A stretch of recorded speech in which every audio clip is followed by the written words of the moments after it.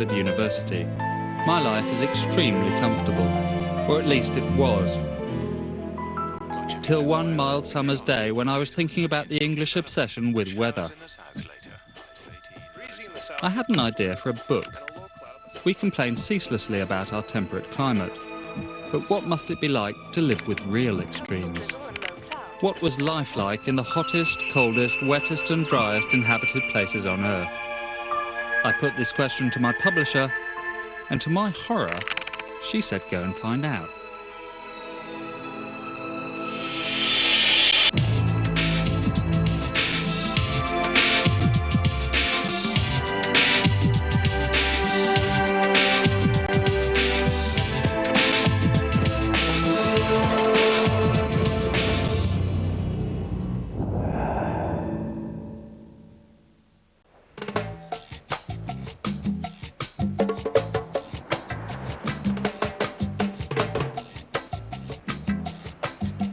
This is the Atacama Desert in Chile, a long thin slice of rock, salt and sand trapped between the Andes and the Pacific. It's one of the most arid environments on Earth.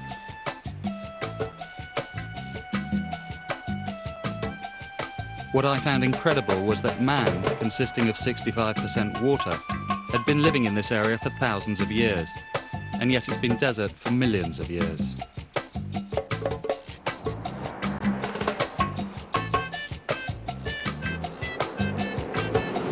My mission was to find out how people survive in this land of practically no rain, and indeed why they came here in the first place. I started my journey with a walk along one of the few man-made lines drawn on the surface of the globe, the Tropic of Capricorn. It's no accident that the Atacama straddles this line. Most of the world's deserts tend to be found in two bands around the tropics of Capricorn and Cancer. They lie in an area where warm, dry air, having lost its moisture as rain over the equator, descends, creating strong, high-pressure zones characterized by clear skies and very little rain. Even without other geographical anomalies, this place was always going to be dry. In fact, the average annual rainfall for this area ranges from 20 centimeters up near the Andes to less than a millimeter near the Pacific coast. Arica, the driest town on Earth and my ultimate destination, lies on the coast at the very north of Chile. But I had arrived in Antofagasta, close to the heart of the Atacama. I'd come here because I'd booked myself in for a baptism of fire. Life in a place this rainless boggles the mind, so to give myself an insight, I was leaving the crates of mineral water behind and going on a 2-day training exercise with the Chilean commandos.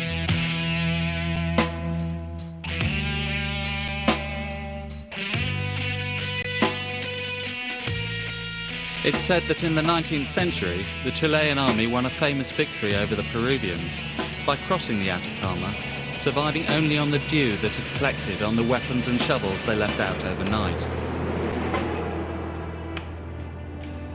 If anyone could show me what dry really meant, what would happen to me and my body without enough water, I was sure these guys could. I checked my rations. I've got 2 litres of water for 48 hours. The rest we're going to try and harvest in some way. And as far as I can see, just the one meal. On previous trips to the Gobi and the Sahara, I'd been told to drink at least 10 litres a day, so 2 was going to be pushing it. The place they were taking me was ominously called the Plain of Patience. It was 8 hours inland from Antofagasta and 2.5 kilometres above sea level. Apart from the odd dead bush, it was rock and dust as far as the eye could see. As soon as we stopped, the first thing the commandos did was make a slightly more advanced version of their 19th century forebears' dew traps. I was teamed up with Zeus, and in principle it's all very simple. Dig a hole and cover it with a plastic sheet. But it's not quite as easy as you might think. Okay, see, bastante? Oh, no. No. Oh. Okay, maybe. Team effort, but if they're both Chilean commandos. I'm sure it works first time. The principle is that any dew forming at night condenses on the top of the sheet and then runs down through the holes made in the sheet and collects in a billy can underneath. And now? And now the stone.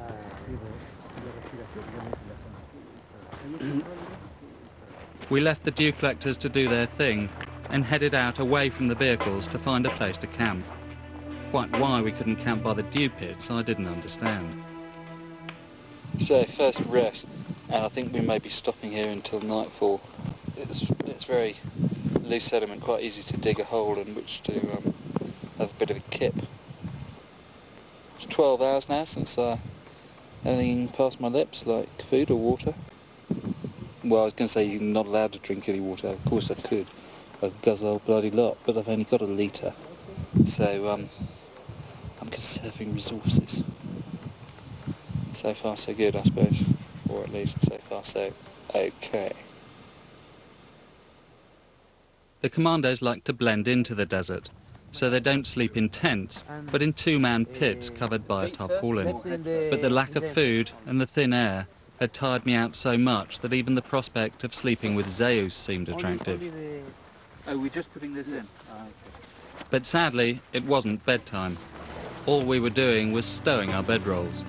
Because in the desert, the cool of the night isn't for sleeping, it's for marching.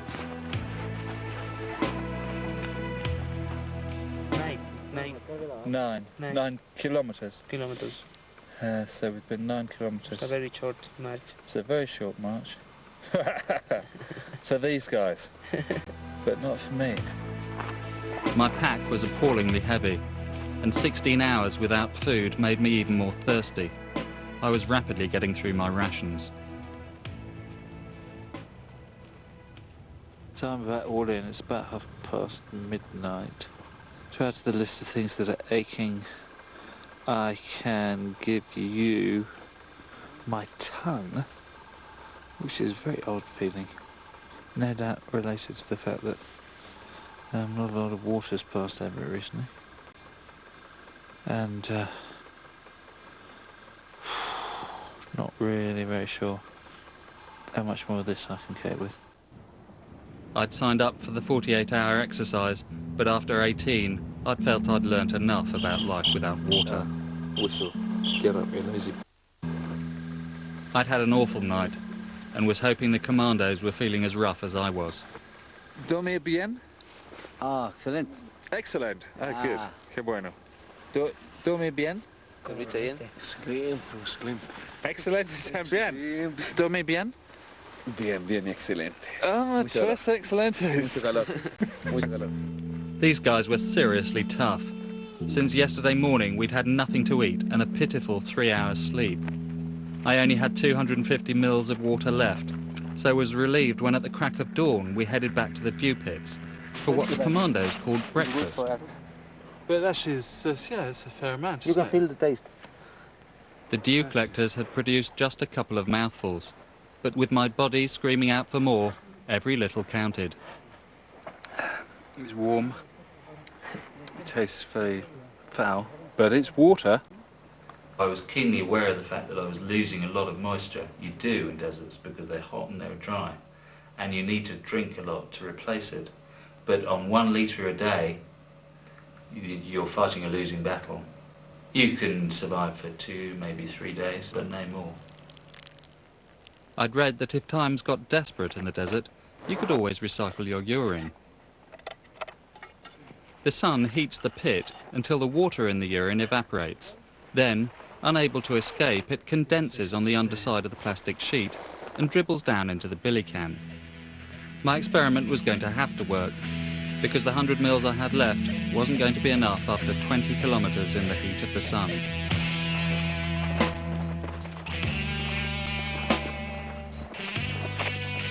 I felt as if I was going to the edge, like the soles of my feet were hurting, I was developing blisters. My calves, my shoulders, my tongue, my Adam's apple was getting like a small ball of cement in the back. Not pleasant at all. After 3 hours, I couldn't take any more.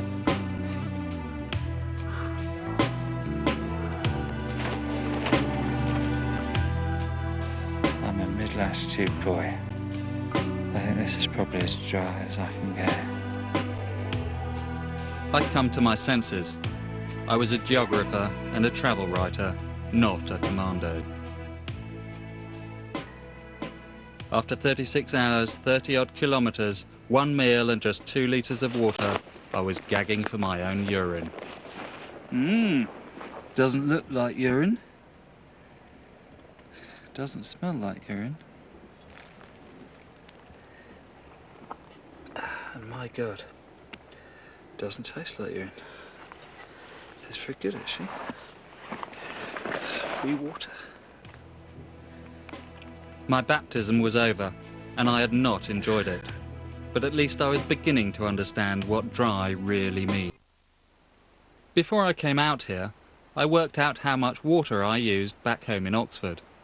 I drink, bathe, wash my plates, my clothes and my teeth just like everyone else. But it came to 350 litres a day. At the little fishing village of Chungongo, their fresh water comes in a tanker every week. Each resident has a daily allowance of just 15 litres. Not using it for drinking or anything else, it would take them over 4.5 days just to run one of my baths. I met up with Pablo Osses, a geographer like me, who said he'd show me how he and his team had come up with an ingenious way to increase the village's supply. Fog doesn't occur down at sea level, does it, Pablo? No, never. No. Never. You need mountains. Yeah. Fog is the only regular form of precipitation this coastline gets. Pablo and his team measured that on average, fog shrouds these hills on 200 days of the year. But it was only when they noticed the quintrall and the romarillo plant that they got their big idea. This specialised flora survives purely because of an ability to extract water from fog. The team reasoned that whatever plants could do, people could do better. So they installed fog catchers. How exactly does the system work, Pablo? Basically like your hair, no? Like my hair? Your hair, yes. The mesh is like this, Yeah. and the drops are like this. Okay. No? And the drop, it's keep it there, drop Yeah. it. And one drop, another drop, it's big drop, and by gravity, Mm-hmm. it goes down Right. to the trough, Yeah. and by the trough to the pipeline. They built 100 of these nets across the hilltop. They were a simple, ecologically sound, and above all sustainable solution to Chungongo's water problem. On a good day, with heavy fog, each one produced 170 litres of water, more than doubling the villagers' daily allowance. To get that much from each net, it was going to have to get pretty wet up here. So I set up my trusty weather station to measure the relative humidity. The humidity is 61%. And then I started my vigil. This was more like it. I spent all afternoon sitting in the sun, and my time with the army seemed like just a bad dream. And to my delight, at about 4:30, things started to happen. This was meteorology in the raw.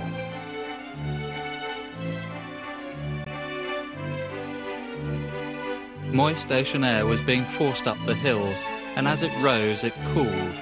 As cold air can hold less moisture than warm, the water condenses and appears as if from nowhere, as fog.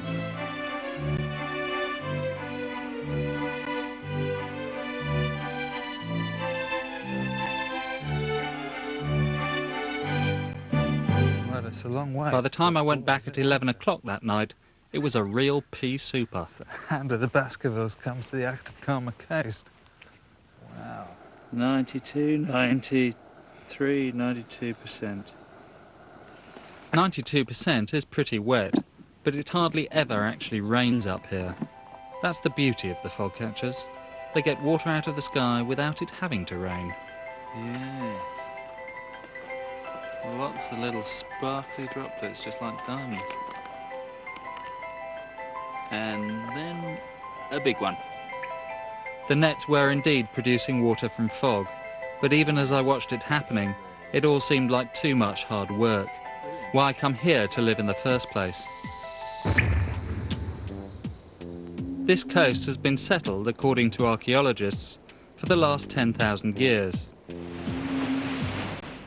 And the reason people were prepared to live in such a hostile place lies in the sea, for this is one of the most fertile stretches of ocean on Earth. It's all down to the Humboldt Current. Running up the west coast of South America, it not only brings cold water north from Antarctica, but also mixes with an upwelling of nutrient-rich water from the ocean floor. And it's the nutrients that make this place so fertile. There was a stark contrast between the total lifelessness of the desert and the vitality of this coast. In an attempt to see all this fecundity close up, I was going fishing. Do you have any advice for me when I go in? No, no advice at all. Oh, okay. So I just do it, right? Enrique, Adolfo and Rodrigo were fishermen. They'd invited me to join them on a diving trip after one of the region's most plentiful catches, octopuses. That's a nice one.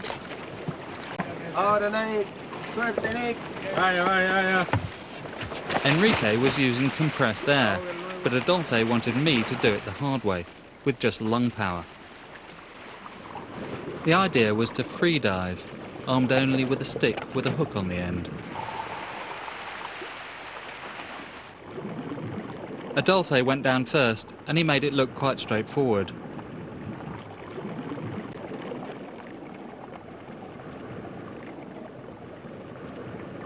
Now it was my turn. It was a bit murky because of all the plankton feeding off the nutrients in the Humboldt, but I got down okay. Then, just as I was beginning to search, a technical problem forced me back to the boat.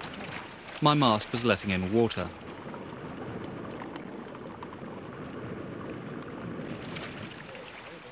By the time Rodrigo had sealed it properly, Adolfo had caught another 3 octopuses, and I was even more determined.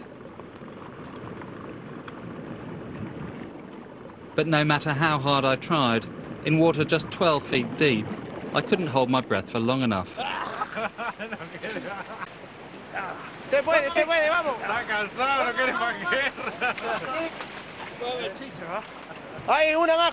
Despite some rather vociferous encouragement from the boat, I decided just to lay on top and watch Adolfo do his stuff.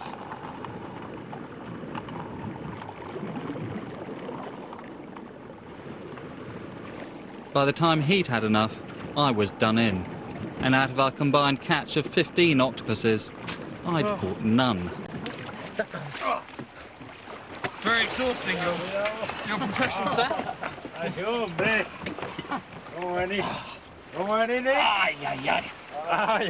What's the Spanish for crab?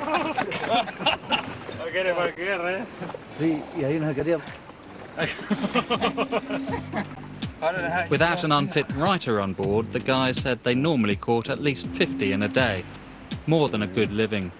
The Humboldt may support the residents of the coast, but perversely, it's a principal reason why the Atacama gets so little rain. The very cold water from Antarctica and the deep ocean limits evaporation from its surface. This limits the amount of moisture that air passing over it picks up. So when that air reaches the land, they might get a bit of fog, but almost never rain. Running all the way up the coast, the current acts as a gigantic dehumidifier, ensuring the Atacama remains bone dry. The next leg of my journey took me inland. I was heading for life 2.5 kilometers above sea level. My journey to Arica, the driest town on Earth, had brought me to the foothills of the Andes. The Atacama is an unusual desert in that it spans such a range of altitudes. Still in the desert proper, I was at 2,900 meters and climbing. The people up here have no Humboldt current to support them. They only have the mountains.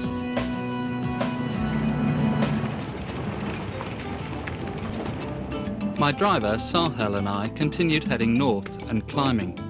We crossed the gorges of meltwater rivers and started to see vegetation. We had arrived on the Altiplano. Although still technically desert, this area gets the last drops of rain that make it over the Andes. It has supported communities of indigenous Indian farmers since before the Incas. They keep llamas. If I compare it to my life at home, where I spend most of the time writing at a desk in a centrally heated, comfortable house, it's extremely different, and it's a tough existence.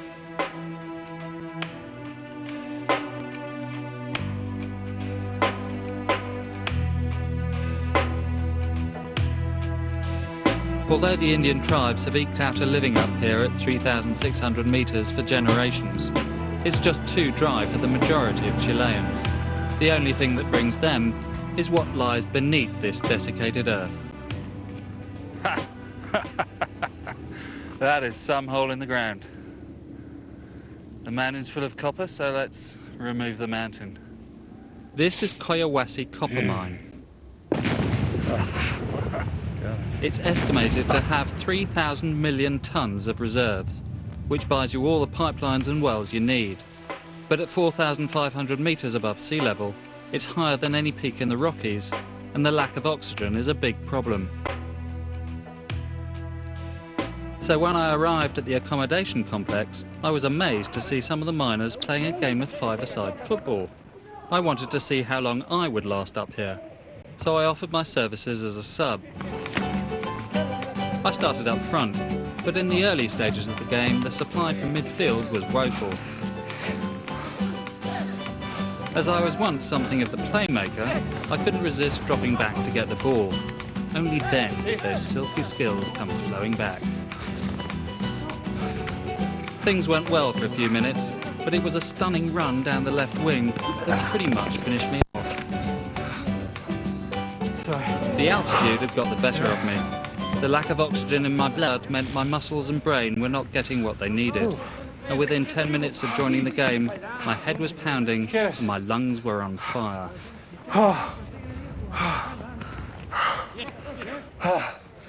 There's not enough air in the oxygen.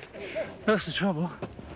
The mine's medical team, masquerading as ski instructors, were sufficiently worried to bring out the oxygen. I felt nauseous and dizzy, and understood why, during the time of the Incas, wrongdoers used to be sent to altitude as a punishment. I'd certainly had enough.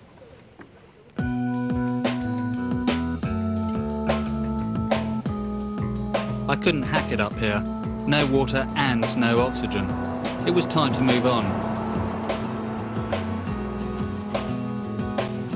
Leaving the last signs of moisture in the air behind us, we struck out west, heading for Arica.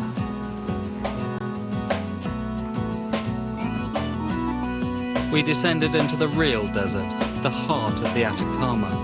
When NASA needed a place to test their space exploration robot, they came here, because this place is probably the nearest thing on Earth to the surface of Mars.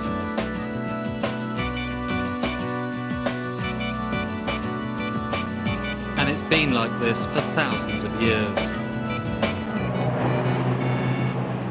These geoglyphs, made from stones arranged on the valley's side, are evidence of that. Created over 1,000 years ago, if there'd been any significant rain since, they'd have been washed away. There are more recent ones too. My journey had brought home to me the rather obvious truth that even in a land with no rain, where there are people, there will always be water. So perhaps I should have realised before what Arica was going to be like, but it still came as a bit of a shock.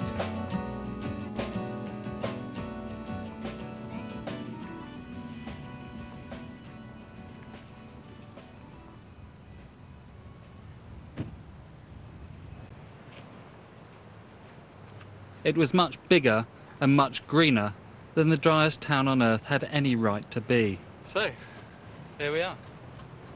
Arica. Arica. Hola, Arica. Still, after 2 weeks in the desert, it was rather nice to conduct my researches from a more comfortable location. Recuerda, señora, cuando es la última vez? Do you remember when the last time it rained? 14 de febrero para el Día de los Enamorados. Este año? Sí, este año. Ah, 14th of February. Must have been an unusual event. Gracias. That was a surprise, because according to the World Meteorological Organization, this is the world's driest town, with an average annual rainfall of just 0.8 millimetres. Indeed, between 1903 and 1918, there was no rain recorded here at all. And you know, I've been in a lot drier and dustier towns and cities in deserts. And this one, although it holds the record, well, it just doesn't seem quite right somehow. To be honest, it was a huge disappointment. Thanks to water from the Andes, there was nothing extreme about Arica. No dusty streets, nor little old ladies selling water at twice the price of petrol. It's a tourist resort. My only hope was that the lovely climate makes up for what must be one of the most relentlessly predictable jobs in meteorology.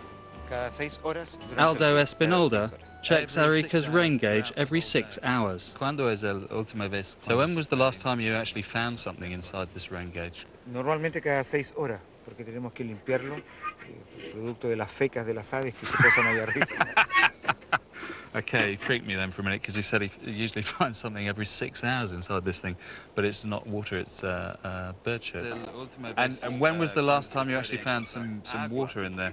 Agua, acá no, solamente una llovizna en el periodo de enero y febrero, no rain. Okay, so there's you can find a bit of drizzle every now and again in January and February, but there's no rain. No hay nada lluvia. There's absolutely no rain. Good, qué bueno.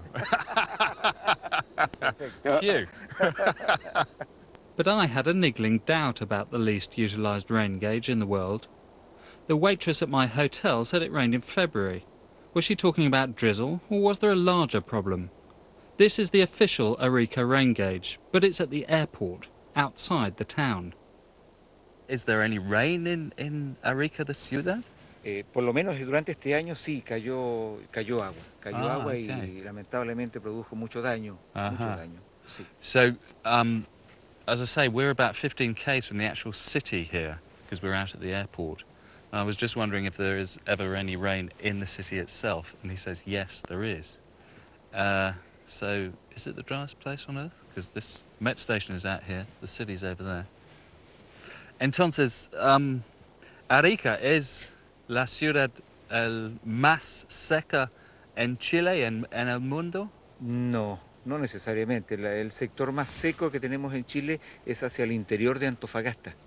Ah, that's rather interesting. Yeah, he says there's a region just inland from Antofagasta, which is down the coast, which he reckons may well be drier than Arica. Gracias. I couldn't believe it. The chief meteorological officer was telling me there might be a drier place than Arica. It certainly cemented my disappointment. I'd come in search of the driest town on Earth and found the city of eternal springtime.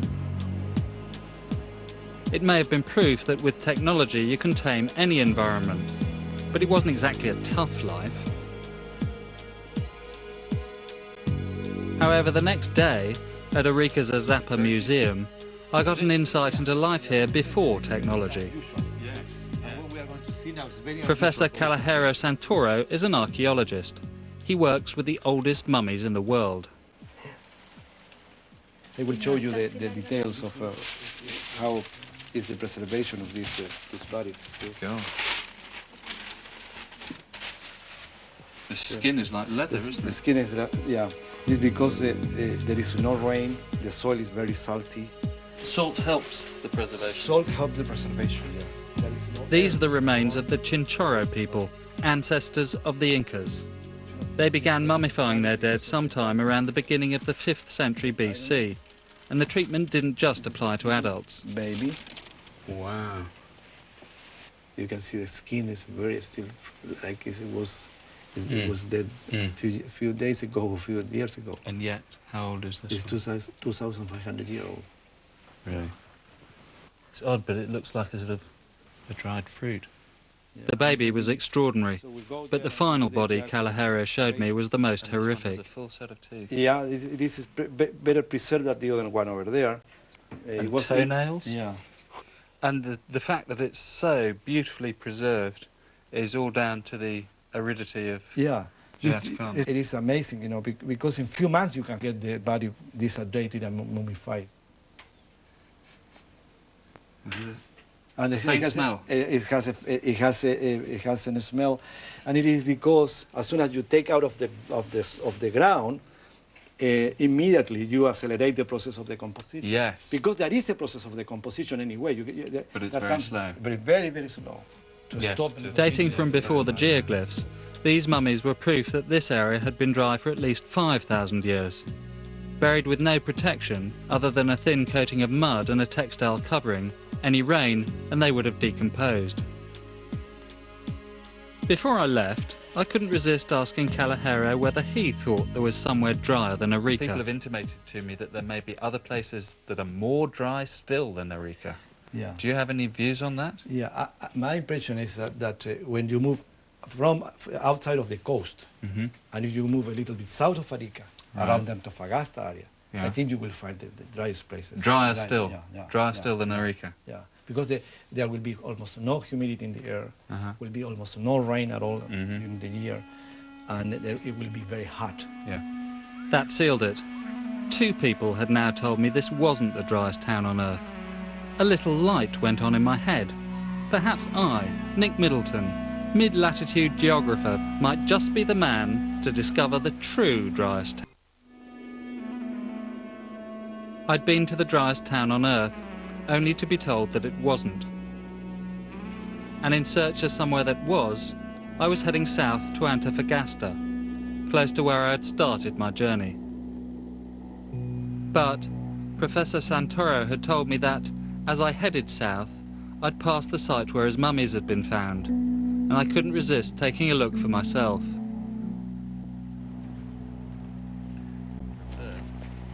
The museum didn't have the resources to excavate this site properly, so they taught the locals to view it as a sort of open-air exhibition. 10-year-old Pedrito said he'd take me to see what he'd found just a few days earlier. Feet. Blimey. Sticking out of the sand. And it's really desiccated the skin. I shuddered to think what was on the other end of this foot, or this strangely bejeweled hand. But it was only when Pedrito left me that I really scared myself. I don't know if that's what I think it is. But,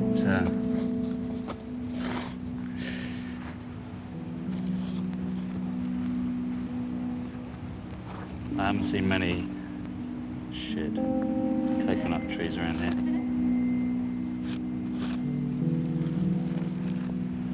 Shit.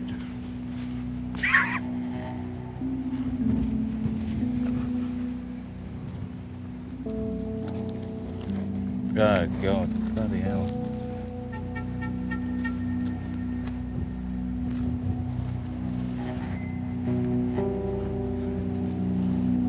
That's certainly not a coconut. Shit, I don't know what to do with that now. Shit. I really don't know what to do now. Like, it seems wrong to have partially dug it up and leave it there. If I dig it up, what am I going to do with it? Cover it up again. It struck me that this was what dry really meant. Without water, time stands still. The natural processes of life slow down until they practically stop.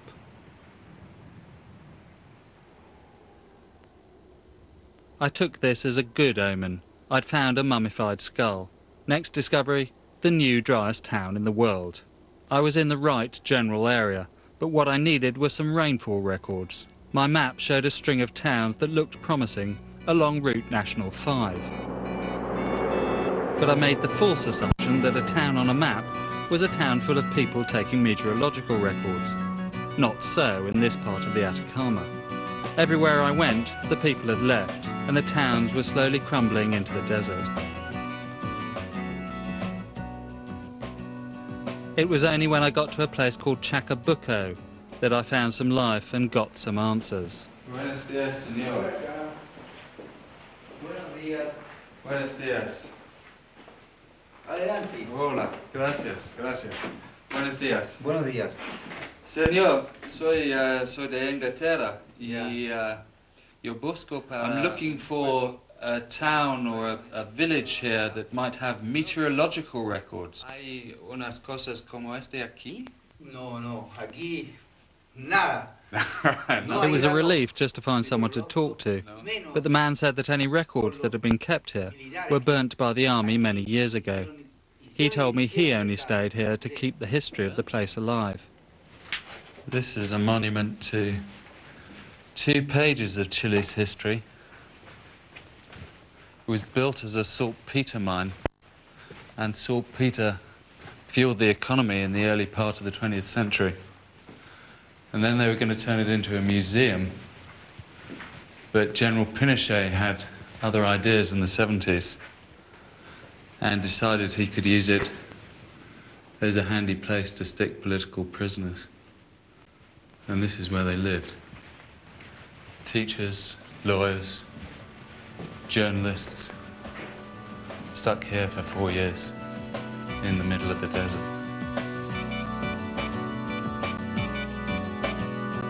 Not all the mines along Route 5 had become prison camps, but they were all abandoned. With the development of synthetic nitrate fertilizers in the 1920s, the market for saltpeter collapsed. My search didn't look too promising. It's just a tread of ghost towns. The people have just evaporated into this unforgiving landscape. I'd almost given up hope when I reached the welcoming arch over the road into Maria Elena, the largest town in the area and home to one of Chile's last saltpeter mines. It was founded in 1926 and hadn't really moved on since then. It certainly looked very dry, but was it drier than Arica? I booked into the mine's living quarters in the middle of town, and the next morning I got chatting with the cleaning ladies. When did it last rain here in Maria Elena? El año 92. 1992, almost 10 years ago. Fue el año en que vino Pinochet acá a María Elena. Y fue el año It was a major year because not only was it the last time it rained, but it was also the last time, well, the only time General Pinochet came to visit. O sea, las personas que le tenían. They're saying that this last major rainfall event washed away the footsteps of General Pinochet. The ladies suggested I speak to someone at the mine, so I rang up on the off chance, and since not much happens around here, I got an appointment that afternoon to meet with the chief administrator. Okay. Marco Hiron's office was littered with papers, and from the confusion he produced patchy records from various stations in the region. But for Maria Elena itself, it was all a bit thin. Here we have the Maria Elena reports. Okay, for Maria Elena. Fecha precipitación. 15th of May 2000, 0.9 millimeters. Yeah. ¿Eso es todo? Yes. Okay, it's a pretty dry place. Marco only had a year's records, and they were from a Met station that wasn't actually in Maria Elena. It's in Coya Sur. 7 kilometers of the south of Maria Elena. So these are actually Coya Sur, not Maria Elena? Not Maria Elena, really, because we have So, not the records for the town, and not the 30 years of data that is the minimum required to claim a record. But as I was leaving, Marco did suggest that if I wanted to take it any further, the mayor might be able to help. I confess I wasn't very confident, but he was equally eager to help, and he saw me the next morning. Pero no hay estadísticas de Maria Elena aquí. No lo hay porque solamente se considera Quillagua. María Elena He explained that because the mine was meant to keep the records for Maria Elena, the local authority had moved the town's Met station to Quiagua, 70 kilometres north. This place was chosen because it's not a mining town. And what's more, he had the records for Quiagua. And on a quick flick through, they looked promising. So these statistics, are they from government stations? If they weren't from an approved government Met station, they'd be worthless. But the mayor even managed to produce a letter confirming Quiagua's Met station was officially recognised. Yeah. Yeah, Mayo. It's official. It's an official government station. ¿Puedo tomar una copia de esto? Sí, por supuesto. I still couldn't quite believe it. Surely if there had been something to find, someone would have found it already. But I couldn't wait to get back to my room and crunch the numbers. According to the Government Office letter, Quiagua had become official in May '69. The record started in June of that year. Being strict, I chose the first full year, 1970. The record ended in 2000, giving a span of 31 years. And in that time, it rained only 3 times in Quiagua, a total of 0.6 millimetres in '84 and 1 millimetre in '92, the Pinochet effect. The only problem was that there was a 3-year gap of no data in the mid-70s. So the grand total of 1.6 millimetres had to be divided by 28, not 31. 0.06 millimetres average annual rainfall, and Arica is 0.8. Shit, man, it's drier. It is a lot drier in Quiagua. It's a record. So the records proved it. I'd found a drier place. I just had to go and have a look. Quiagua. Now that's more like it. It's green, there are trees, but it's slap bang in the middle of the driest desert in the world. I'd arrived on a Sunday afternoon, and Quiagua was in siesta, but I did find the one thing I really wanted to see. Despite what people had been telling me since I'd arrived in Chile, I'd never believed I'd find a place that would knock Arica off top spot, but I had. Now you may not realise this, little rain gauge, but if my calculations are right, you are the least active rain gauge on this planet.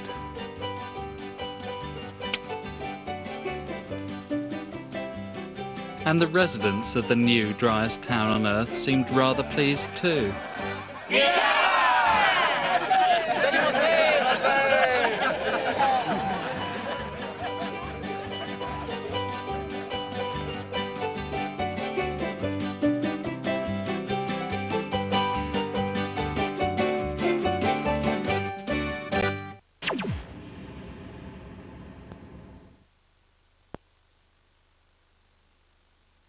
Alles?